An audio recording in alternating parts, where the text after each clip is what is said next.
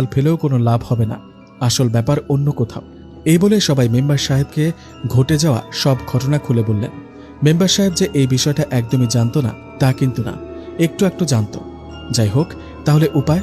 Member সাহেবকে চিন্তিত দেখে অনেকেই বললেন, মেম্বার সাহেব আপনি বরং কোনো হুজুর বা কবিরাজ নিয়ে আসেন, কারণ এখানে ভূতুরে কোনো ব্যাপার আছে। সবার কথায় মেম্বার আর কথা না বাড়িয়ে কয়েকজনকে বললেন একজন কবিরাজ নিয়ে আসতে। মেম্বারের কথায় কয়েকজন গিয়ে বেশ কিছুক্ষণ পর একজন কবিরাজকে ডেকে নিয়ে আসলেন। কবিরাজ সেখানে এসে পুকুরের চারিদিকে ঘুরে পুকুরের মাঝখানে বেশ কিছুক্ষণ তাকিয়ে থেকে মেম্বার সাহেবকে বললেন, মেম্বার সাহেব এখানে তো ভয়ঙ্কর কিছুর উপস্থিতি টের পাচ্ছি। সত্যি বলতে আমি এই কাজ করতে পারবো না, আপনারা অন্য কাউকে নিয়ে আসুন। এই কথাটা বলে সেই কবিরাজ চলে যান। কবিরাজ চলে যাবার পর সবাই ভাবতে থাকেন আসলেই পুকুরে ভয়ঙ্কর ভুতুরে কিছু আছে।